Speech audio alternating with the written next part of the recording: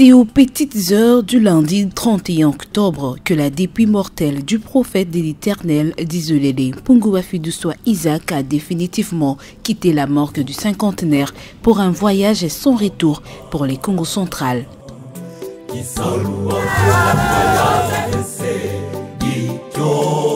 Les cortèges funèbres, composés d'une quarantaine de véhicules, prendra donc la route nationale numéro 1, direction Matadi.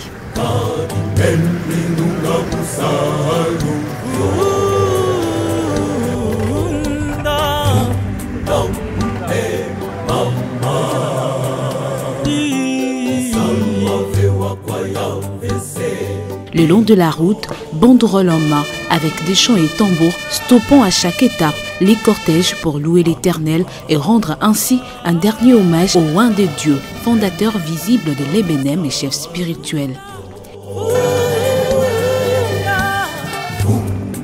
Aux étapes des Kasangulu, Kisantu, Mbanzangungu, Lukala, Kimpese, les fidèles cassessistes s'étaient amassés.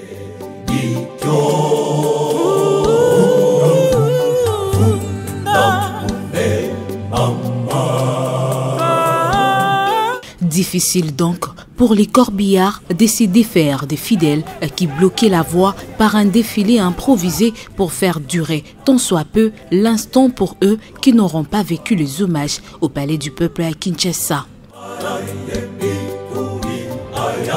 Les cortèges funèbres conduits à la tête par son éminence, le premier souverain pontife, suivi des deuxième et troisième souverains pontifes, comprenaient également les membres de la famille, où ils ont été rejoints par le vice-gouverneur de la province Grace Bilolo.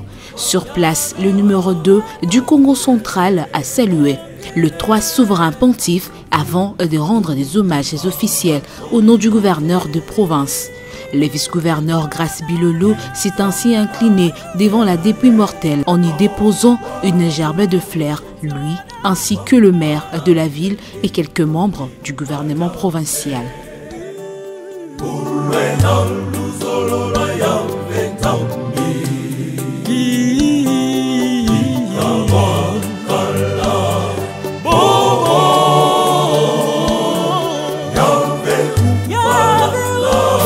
L'escale de Matadi, les cortèges funèbres traversent le majestueux fleuve Congo par les ponts Maréchal en vue de l'ultime étape du voyage de Momatangui dans le territoire de Luozi. Pour ce parcours de combat, il fallait s'armer de courage vu le mauvais état de la route.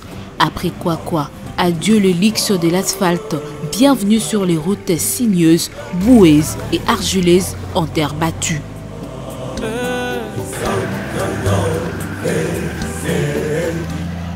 À l'arrivée de la dépouille mortelle à Momatangui l'avant-midi, les difficiles trajets pour atteindre le siège spirituel est vite éclipsé par le beau temps. La terre sacrée de Momatangui se couvre d'une écharpe de brume qui caresse le cœur comme un bonheur. Mais une pluie torrentielle s'abat soudain. Elle ne zappe pas pour autant le moral des fidèles venus de 4 coins du monde pour honorer la mémoire de l'homme des dieux. Puis, sous les rythmes de la fanfare de l'Ebenem Matadi, le cercueil est porté à pas feutrés au chapiteau. Les fidèles silencieux accompagnent de part et d'autre. Les apôtres se placent derrière leur maître. La procession est suivie d'un culte pour la gloire de l'Éternel. L'apôtre provincial du Congo central, le révérend Maïmouna Kamalwanda, dans son prêche tiré du Premier Roi, chapitre 2, le verset 2 et 3, invite le cassessiste à servir l'Éternel et à obéir à ses commandements tels que le prophète d'Isolélé n'avait cessé de répéter de son vivant pour le salut de leurs âmes et pour réussir dans toutes leurs entreprises. Il est 17h lorsque la levée du corps a eu lieu, direction le mausolée en construction situé à quelques pâtés de là. Sur place, l'émotion est palpable. Puis, d'un temps solennel, le premier souverain pontife et chef de l'église, fils biologique du prophète, la main droite levée, prononce les sermons funèbres. C'est au coucher du soleil, à 18h, que la dépouille mortelle du prophète d'Isolélé, Punguwafidusoa Isaac, a été mise en terre au Mont Matangui.